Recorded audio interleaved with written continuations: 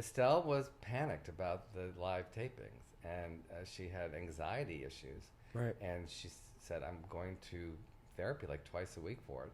In the writers' room, they thought that she was out going to parties Right. and not home learning her lines. Right. What we didn't know at the time was that she was experiencing early dementia. So they would, if you see her eating raisins in scenes, it's because the lines are written on her hand. Mm-hmm. And so I didn't like in the writers' room that they were putting her down and they were saying we should get her managers in and really get her to buckle down. This was, again, back then, I don't think we knew as much about dementia. Yeah. But I knew she was in therapy. I mean, twice a week is a lot. Yeah. And so she would go up on her lines, during tape night.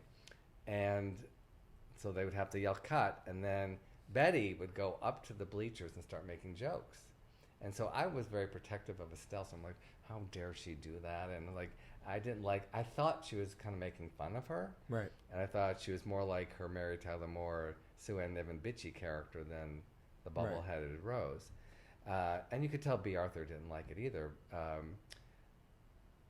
Wasn't until much older in the past couple of years in writing the book that I got to thinking maybe Betty was taking the attention away from Estelle so that Estelle could look at the lines and work on it and go up to the bleachers and get all the attention, get laughs, and let her collect herself and calm down, and then they could keep taping because you had to Right. tape it. I mean, we couldn't go on with the show unless she got her lines. Right.